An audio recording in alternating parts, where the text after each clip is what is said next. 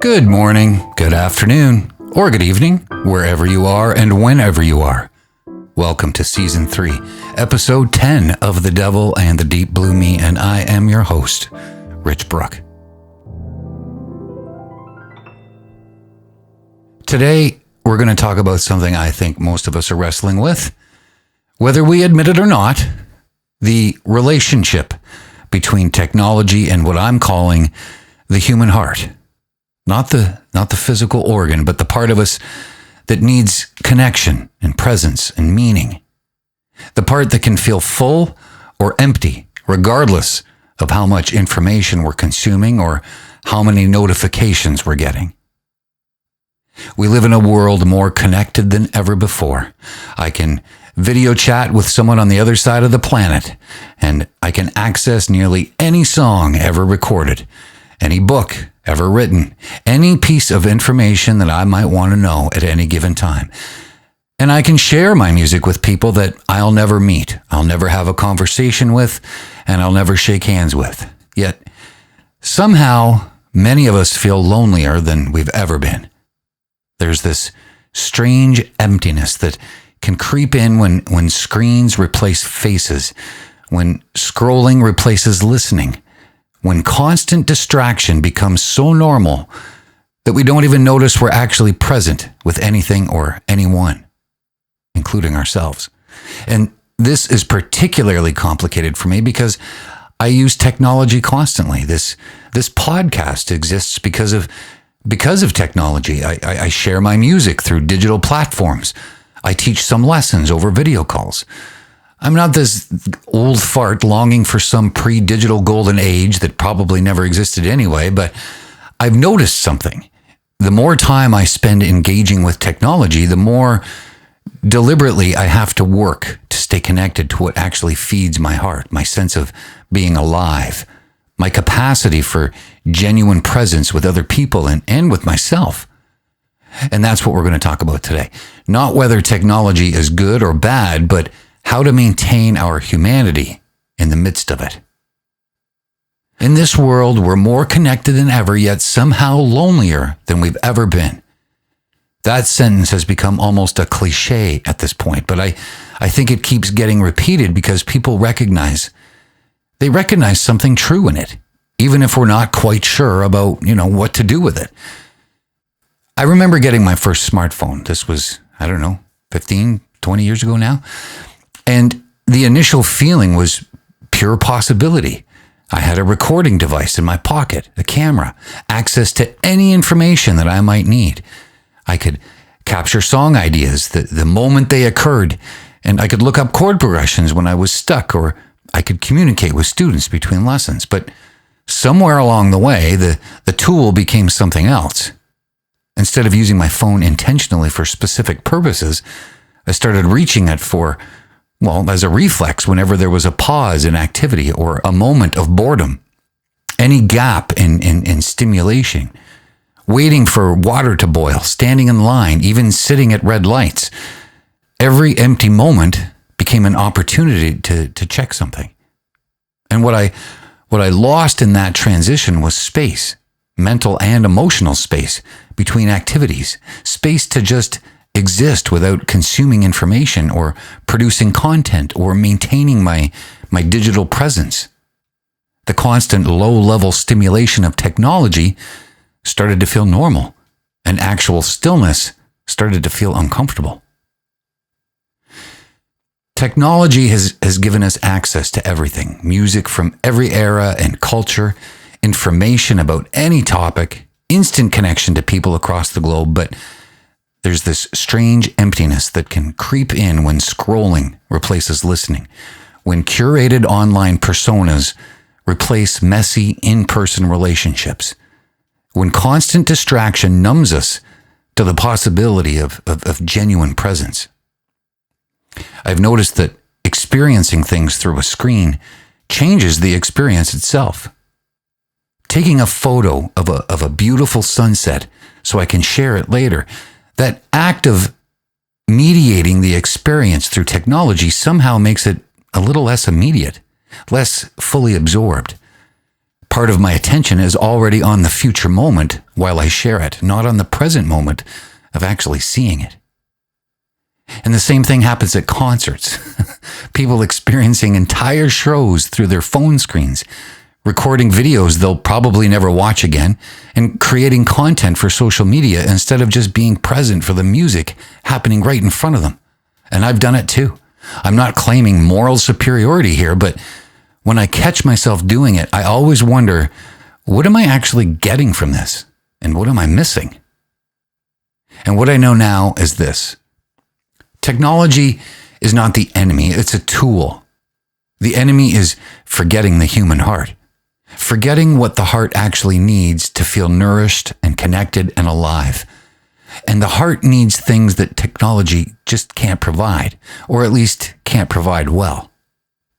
The heart thrives on presence, genuine, undivided attention between people. It beats slower, more steadily when we sit quietly with someone we love without checking our phones every few minutes.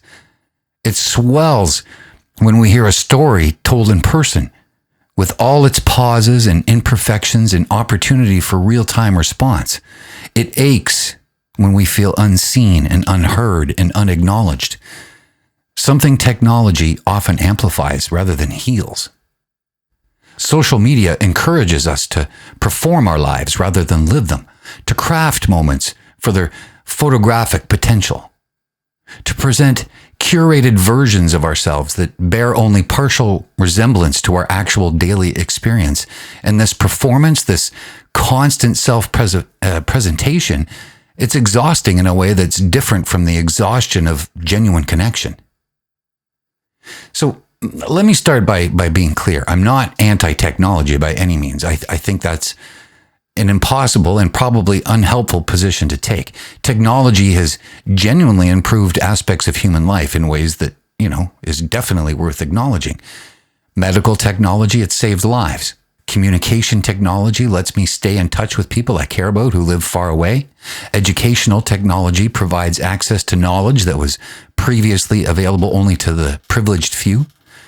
Recording equipment, editing software, distribution platforms, they all make life better in ways that are genuinely exciting.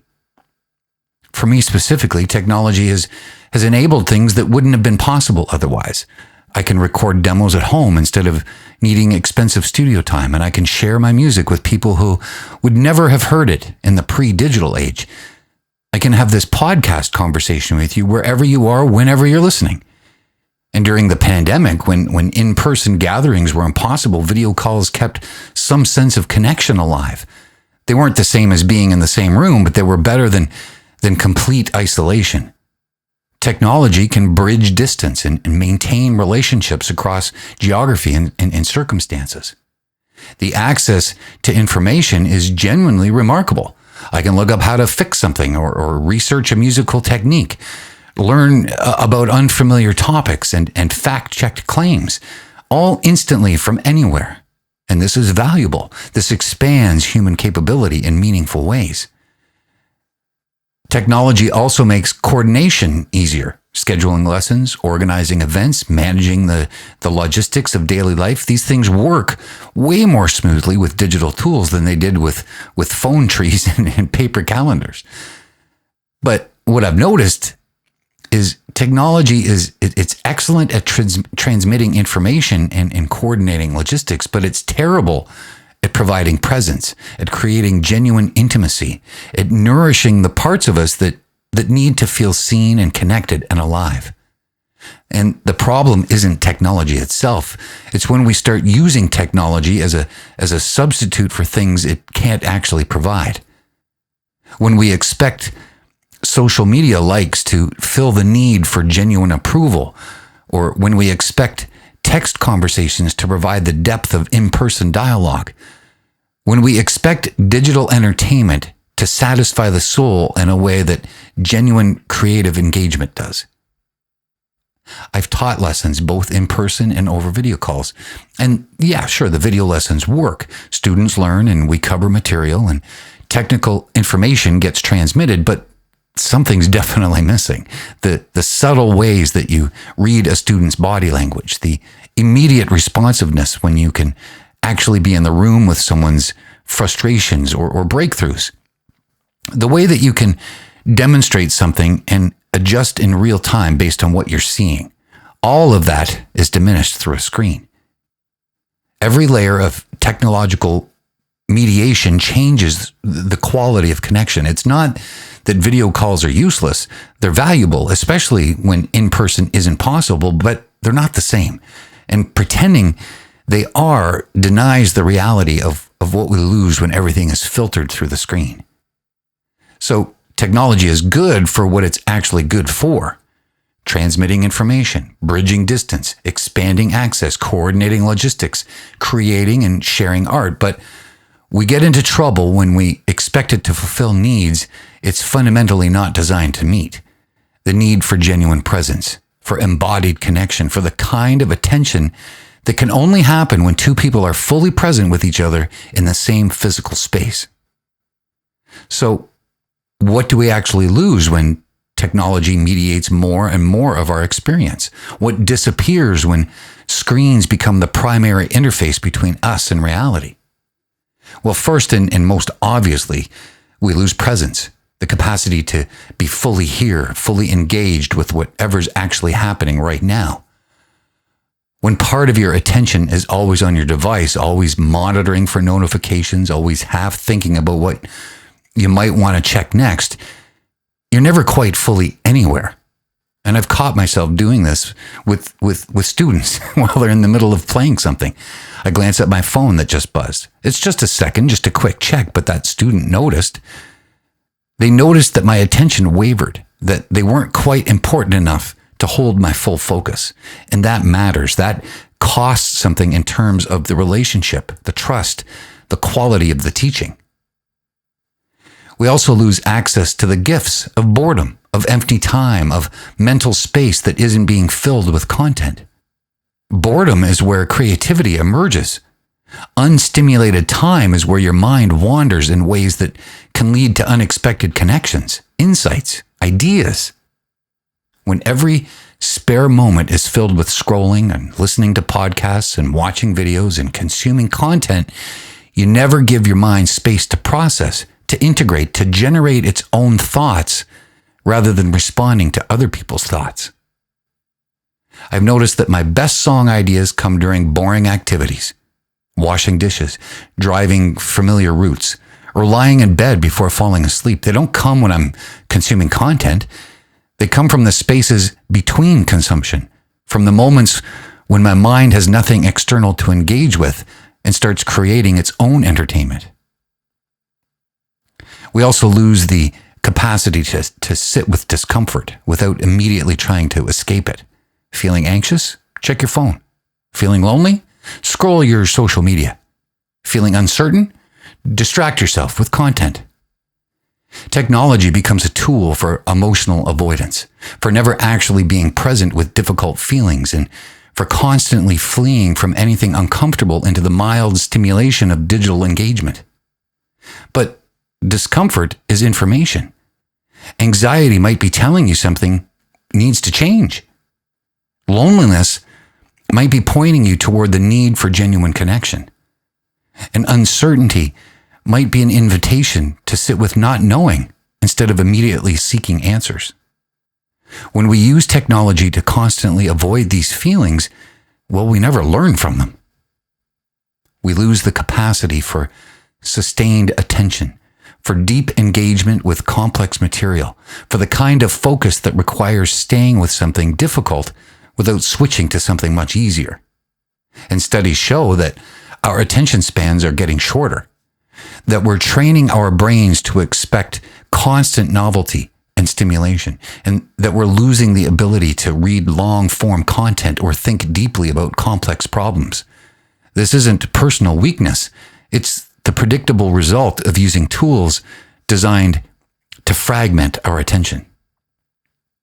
I used to be able to read books for hours, and now I find myself getting restless after 20 minutes, reaching for my phone, wanting to check something or switch something with more immediate stimulation. I have to actively fight against impulses that didn't exist before constant digital access. And we lose the art of genuine conversation, the kind where you're fully present with someone, building on what they're saying, tolerating silences, allowing the conversation to develop organically rather than just waiting for your turn to speak. When everyone's looking at interactions as potential content, as material for posts or stories, conversations become performative. You're not fully present. You're partly thinking about how the story will play later, about what you'll emphasize when you retell it, or how to frame this moment for maximum digital impact. And finally, we lose connection with our physical bodies. When you're constantly in your head in the digital realm, consuming information and managing your online presence, you stop noticing physical sensations. You stop being present in your actual body and actual space. There's almost a dissociative quality to heavy technology use. You're more in the represented world than in the actual world, more engaged with images of life than with life itself. And that disconnection from embodied experience, well, that costs something significant in terms of feeling genuinely alive. So what do we do about it? How do we use technology for what it's actually good for without letting it consume the parts of life that technology just can't adequately provide? Well, for me, I had to draw the line. Clear boundaries between when technology serves me and when it starts to undermine the things I actually care about. These boundaries are personal. What works for me might, not work for you, but the principle of having intentional boundaries, well, that almost seems essential. Physical boundaries around where technology lives. My phone doesn't come to bed with me anymore. It charges, on the other side of the room. And this was hard at first. I felt like I might miss something, might miss something important, like I needed to be available all the time. But what I gained was the transition time between waking consciousness and sleep.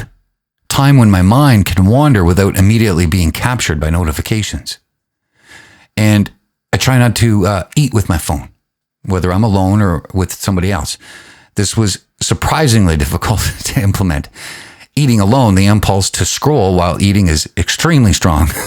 But there's something important about just being present with the simple act of eating, about not turning every moment into opportunity for stimulation. And when I'm working on music, the phone goes into airplane mode automatically, or in another room entirely. The creative work requires sustained attention that's incompatible with the fragmenting effect of potential interruptions. Even knowing the phone is there, even if it's not buzzing, part of my attention is still monitoring for it. And when I'm with somebody that I care about, my phone is usually away.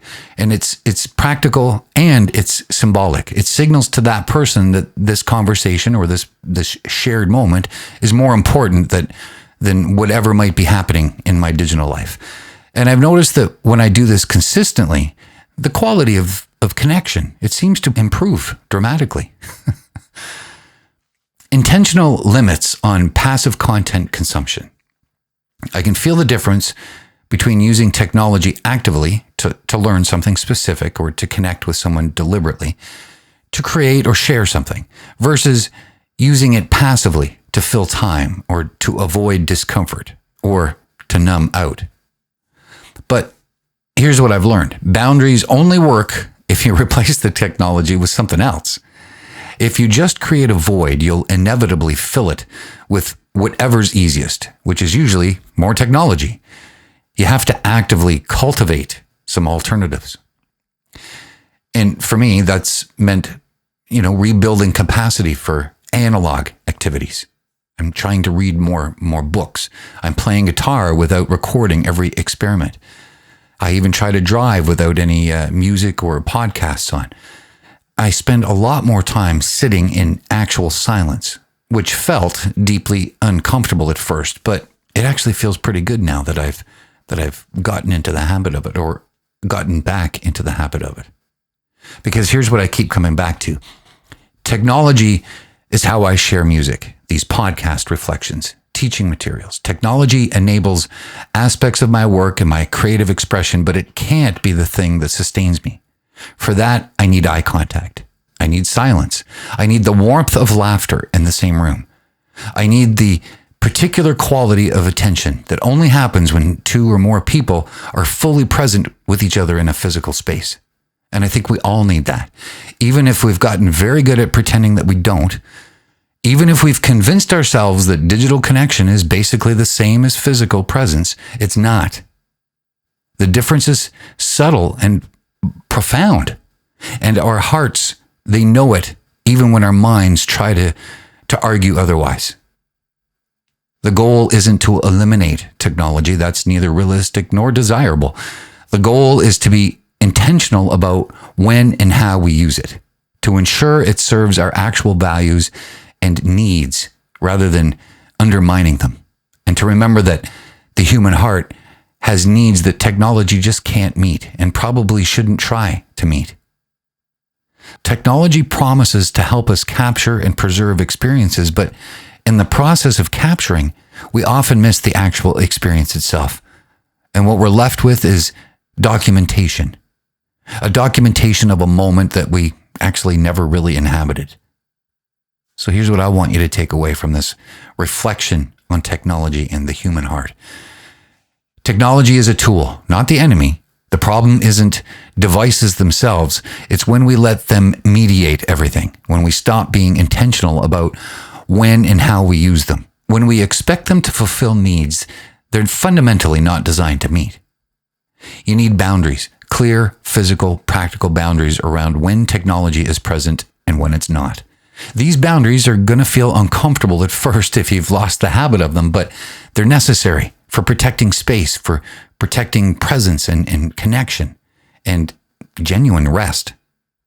Boundaries only work if you replace technology time with something else that actually nourishes you. Reading, conversation, creative work, silence, physical activity, being in nature, whatever helps you feel genuinely present and alive rather than just stimulated. So recognize what your heart actually needs. It needs presence. It needs attention from others and the ability to give attention. It needs eye contact and physical proximity.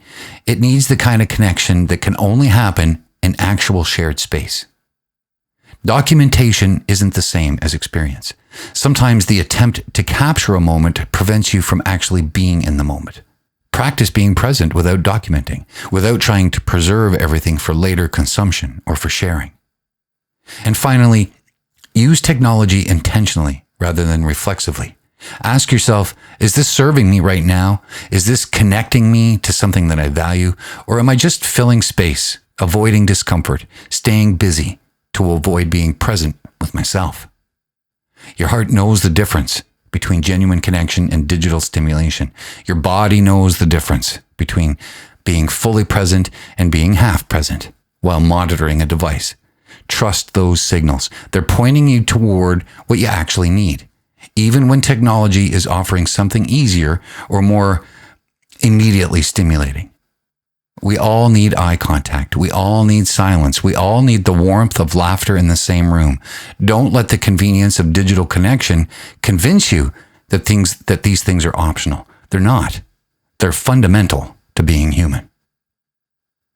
Anyway, now it is time for this week's segment of enRICHment, where we explore some facts that might shift how you think about technology and human connection.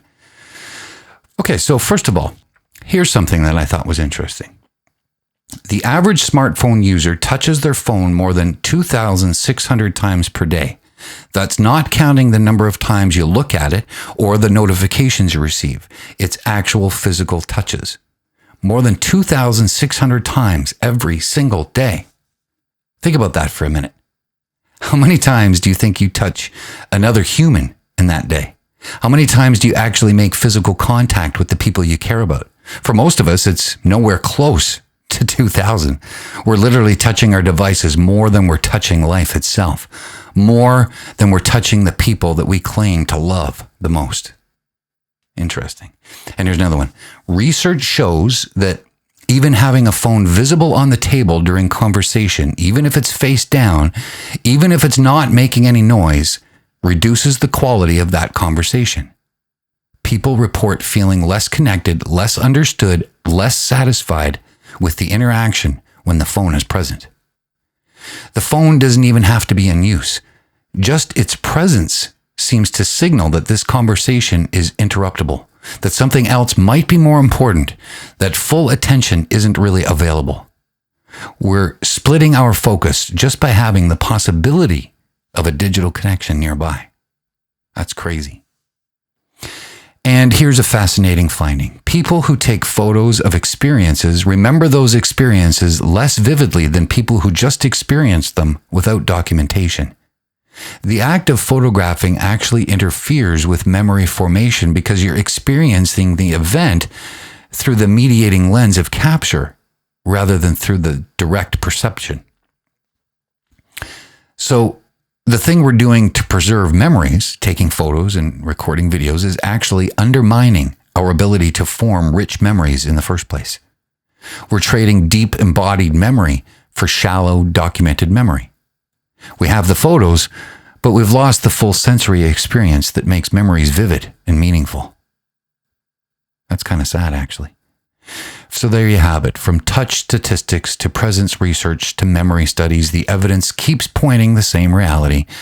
There's a cost to constant technology mediation that we're only beginning to understand. Maybe the question isn't whether technology is good or bad, but what price we're paying for its convenience, and whether that price is actually worth it.